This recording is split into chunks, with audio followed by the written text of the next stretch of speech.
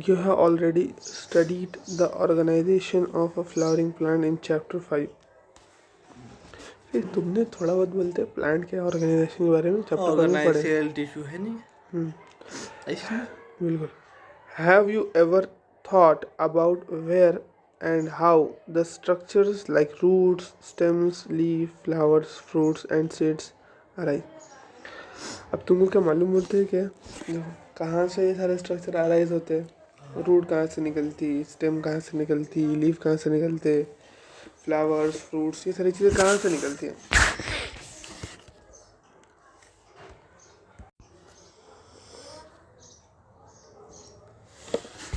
ठीक है। Where and how, where यानी कहाँ, हाउ यानी कैसे, कहाँ से और कैसे ये सारे ऑर्गन्स निकलते हैं।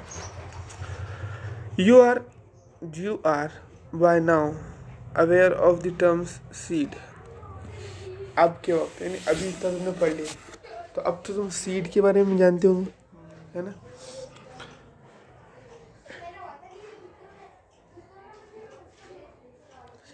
सीडलिंग के बारे में जानते हैं? सीडलिंग यानी कोम के साथ आता हो। कोपल उसके बोलते। उसके बाद प्लांटलेट्स, बोलिए। छोटा सा प्लांटलेट। उसके बाद में मैच्योर प्लांट, बड़ा plant. You have also seen that trees continue to increase in height and girth over a period of time. तुमको ये भी मालूम होगा बोलते हैं कि जो प्लांट है वो हमेशा ग्रो करते रहते हैं, उसके मतलब जब तो उसकी जिंदगी है जब कंटिन्यूस ग्रोथ रहती है। However, the leaf, flowers and fruits of the same tree not only have limited dimensions but also appear and fall periodically and sometimes repeatedly. लेकिन लीफ और क्या चीज़, फ्लावर्स एंड फ्रूट्स, इनका ग्रोथ भी fix रहता है। जैसे अब अपना आम लगा प्लांट पे तो थोड़ा थोड़ा ग्रो करेगा एक मैक्सिमम साइज तक के बस उसकी मतलब बिल्कुल। एक तो उसकी ग्रोथ फिक्स्ड है, उसके बाद में पीरियडिकली यानी हर हर सेम मुद्दत के बाद में आते रहता हूँ। मतलब ऐसा नहीं है जैसे ट्री छोटे पन से डायरेक्ट बढ़ी जा रहा जिंदगी भर तक, वैसे नहीं कि फिर एक आम लगा डायरेक्ट बढ़ी जा रहा। नहीं ऐसा नहीं। हाँ तो इसका ऐसा बोलना चाह रहा ना ये बोल रहा है कि ये लगेंगे भी पीरियडिकली यानी हर साल आम आएंगे इस तरीके से, है ना। नहीं उनकी जितनी मुद्दत है उतनी के बाद में और बदलते आएंगे और दोबारा आएंगे और दोबारा आएंगे। एक तो उनकी ग्रोथ फिक्स रहेंगी, एक मैक्सिमम साइज तक बढ़ेंगे, उसके बाद नहीं बढ़ेंगे, उसके बाद में वो पीरियडिकली रहेंगी। आ जाते घंटे में हो जाता है। चलो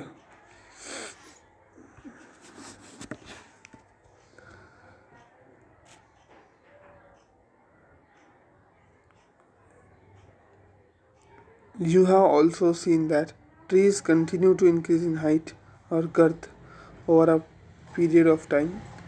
However, the leaf, flower, and fruits of the same trees not only have limited dimensions, यानी उनकी डायमेंशन से लिमिटेड नहीं है बल्कि वो हमेशा रहते भी नहीं प्लांट पे, गिर जाते हैं फिर डबल आते हैं, गिर जाते हैं फिर डबल आते हैं, ये सारी चीज़ें मालूम होती हैं।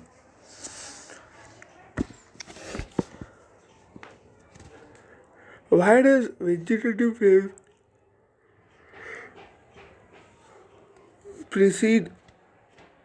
precede flowering in a plant?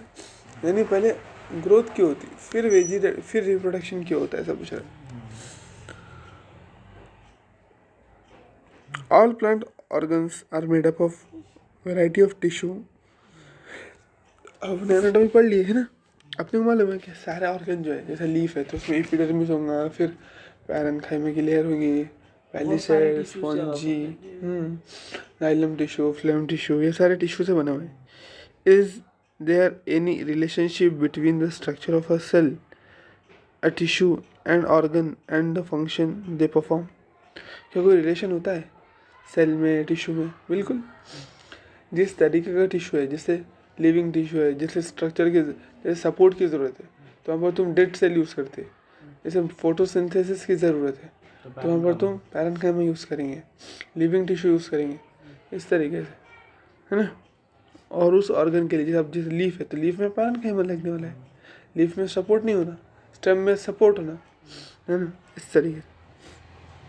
मतलब इनमें रिलेशनशिप है सेल टिश्यू ऑर्गन में। बिल्कुल, cell tissue organ and the function they perform, और जो काम करते हैं उसमें भी जो काम, जैसे पैरेन्काइमा जो काम करता है, क्या काम करता है, फोटोसिंथेसिस करता है, सिक्रीशन करता है ना। तो इन सारी चीज़ों में जैसे वो कहाँ मिलेगा, पत्ते में फोटोसिंथेसिस की ज़रूरत है, इसलिए वो वहाँ पे मौजूद है। तो ये सारे सवाल करा छोटे छोटे, तुमको मालूम है नहीं है ऐसा वैसा।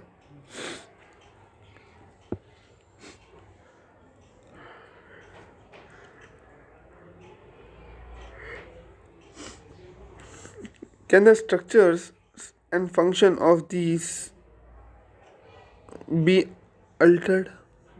क्या इनका स्ट्रक्चर, क्या इनका फंक्शन चेंज हो सकता है? चेंज हो सकता है, बोलो। किसका? ये सेल्स वगैरह हो सकता ना चेंज फंक्शन में। हाँ, अपनो डीप डिफरेंशिएशन रीडिफरेंशिएशन करते वो करते हैं ना, हो सकता है। All cells of the plant are descendants of the zygote. Descendants बोले तो क्या होता है, नस्ल। Zygote descendant.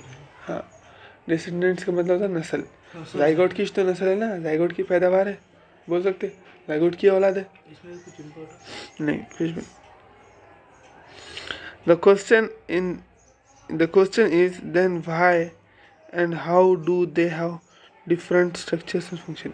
यानी अपन पूछेंगे ना, जब एक ही चीज़ की पैदावार है, एक ही चीज़ की नस्ल है, एक ही चीज़ से बनकर आए, तो फिर अलग अलग क्यों है ना। वो कुछ फंक्शन परफॉर्म करने के वास्ते इसके वास्ते। जैसे सब डाइगोट तुम बोल रहे एक ही सेल से पूरी ऑर्गेनिज्म की बॉडी बनी, तो फिर इतना डिफरेंस क्यों, है ना। कोई अलग, कुछ अलग, कुछ अलग, कुछ अलग, इस तरीके से। नहीं, वो नहीं बोल रहे हो। जैसे एक जाइगोट एक सेल है तुम्हारा, एक सेल, इससे पूरी ऑर्गेनिज्म इंसान है। तो एक, हाँ, एक सेल से, एक जाइगोट से पूरी इंसान की बॉडी बनती है। अब उसमें कुछ आँख है, कुछ नाक है, तो जब वो एक ही सेल से बनकर आया तो फिर इतना अलग अलग क्यों, आँख, नाक, मुँह, क्यों है, क्योंकि इसमें क्या हुआ, सेल डिवीजन भी हुआ, साथ साथ डिफरेंशिएशन अलग अलग तरीके से हुआ। कुछ सेल्स को अलग तरीके से तूने स्पेशलाइज कर दिए, कुछ को कुछ अलग दे दिए फंक्शन, है ना।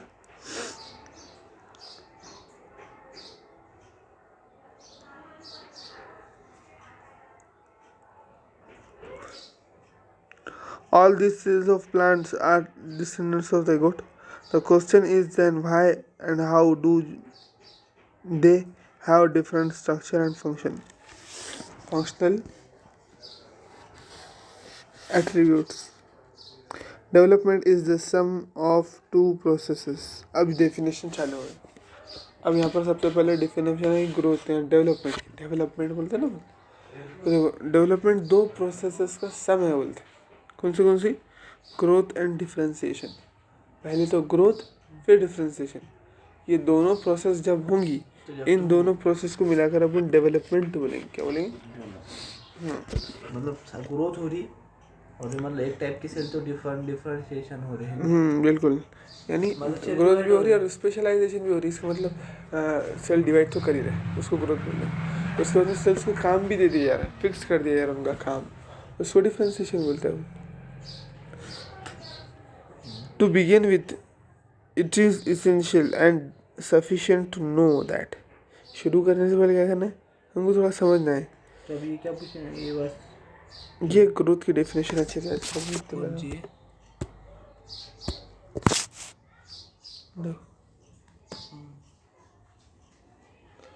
Development is the sum of two processes, growth and differentiation. बस इतना ही क्या?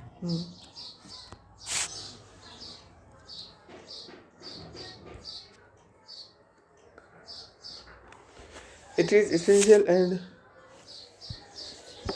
sufficient to know that the development of a mature plant from zygote, fertilized egg, follow a precise body a precise and highly ordered sequence of events.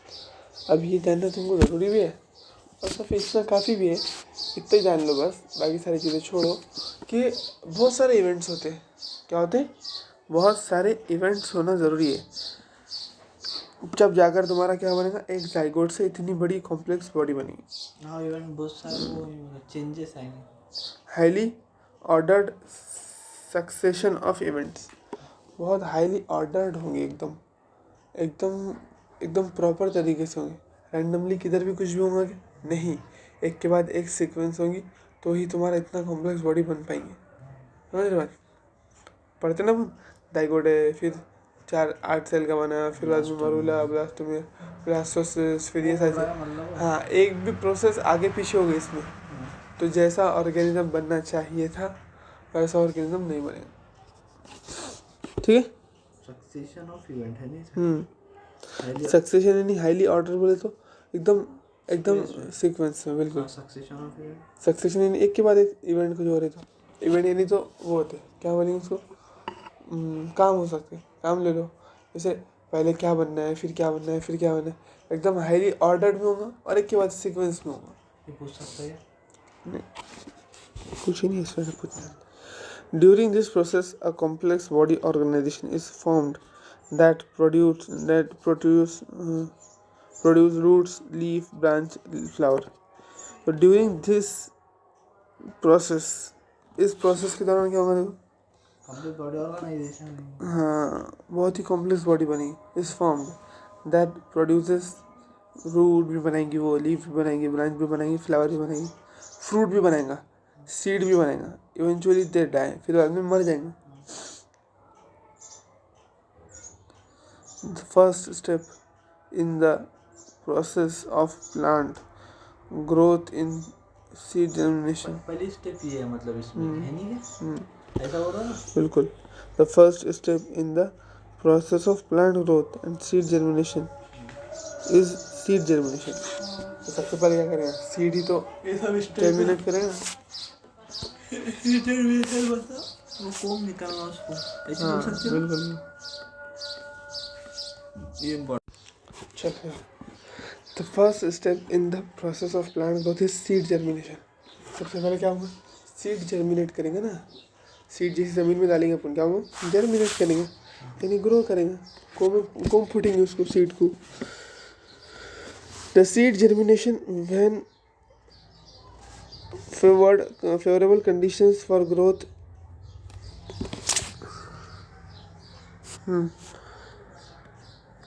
the first step in the seed germinates when favorable conditions for growth exist in the environment। अब seed कब germinate करते हैं, जब साजगार माहौल होगा environment में, है ना। जैसे कोई भी सीजन में कोई भी सीड डालते हैं अपन, नहीं डालते। इसका मतलब ये हुआ ऐसे सीड जर्मिनेशन व्हेन, जब कब होगा, favourable condition for growth existing environment. अब तुमको बोलती है कोई भी टाइम पर सोयाबीन पेड़ दो, कोई भी टाइम पर कपास पेड़ दो, जमता क्या है? नहीं जानता, क्योंकि और चना वना भी मतलब इसमें पेरते ना, इसमें बारिश पे।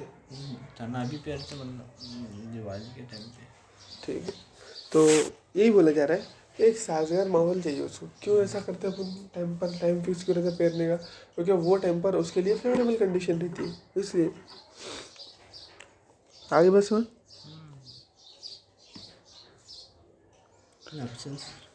in absence of such conditions, such favorable conditions, the seed do not germinate। हाँ, अगर तुम कोई भी टाइम पर पेड़ देंगे तो सीड उगेंगे फिर नहीं। and undergo into period of suspended growth or rest।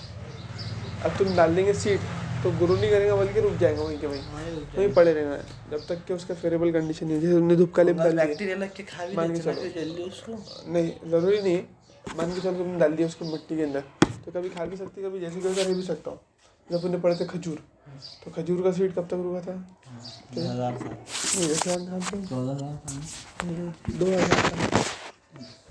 2000 Phoenix डिटेली कर रहा ना, तो खजूर का सीड कितना टाइम वो उसको लगा था। आर्कटिकस, लुपिनस आर्कटिकस 10,000 साल तक के रुका था। आर्कटुंडा, तो वो उसको वो दिन तक रुका था।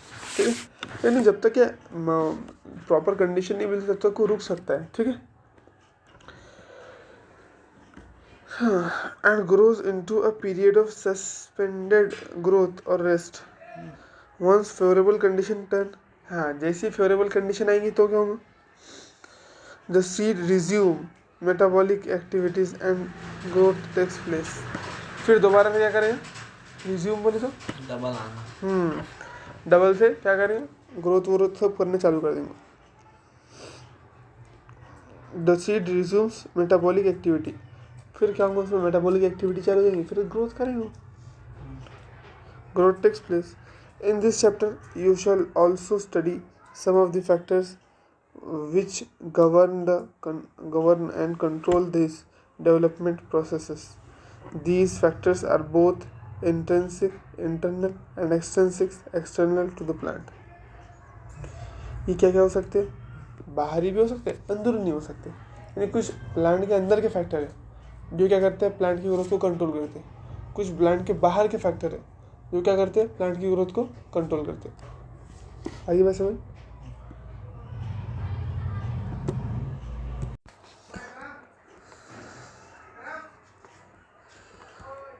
जवाब, growth is regarded as one of the most fundamental and conspicuous characteristic of the living organism. Growth क्या है, सबसे बुनियादी है ना, सभी ग्रोथ करते हैं पूरे लिविंग ऑर्गेनिज्म।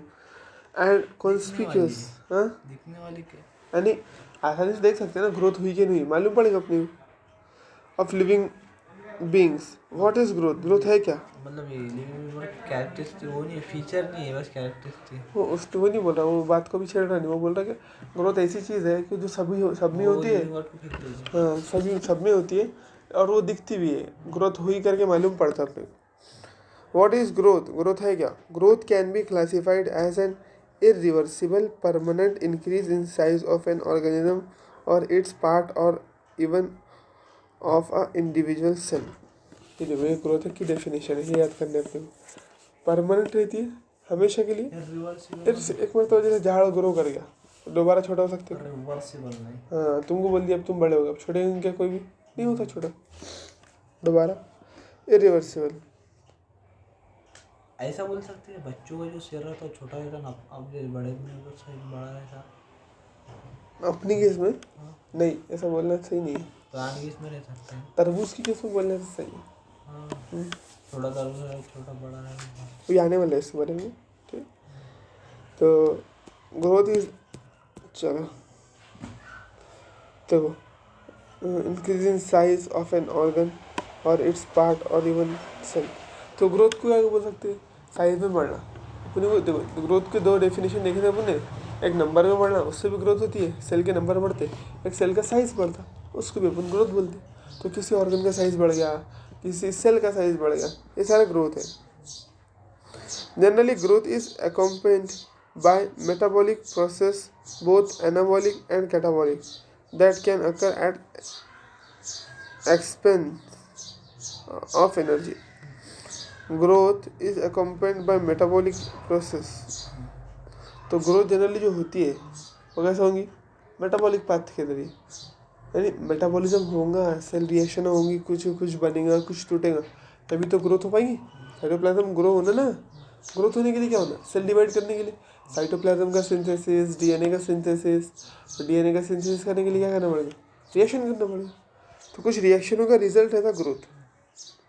मतलब मेटाबॉलिक और एनाबॉलिक प्रोसेस होंगे तो उससे बोलते हैं एनर्जी की खर्चा होगी, इसलिए से ग्रोथ हो जाएगी। हाँ बिल्कुल। How would you describe the swelling of peace of would when placed in water. इसके बारे में क्या सोचते बोलते, ये भी ग्रोथ है ना। नहीं, हाँ, पानी को, लकड़े में पानी डाल रहे हैं, लकड़ा फूल जा रहा है, ग्रोथ नहीं, क्योंकि जैसे तुम लकड़े में निकाल लेंगे वापस सूख जाएगा, वापस जैसे जैसे। हाँ, ये रिवर्सिबल है ना, ये रिवर्सिबल नहीं है ना, जो ग्रोथ अपनी इरिवर्सिबल रहती, समझ रहे बात तुम।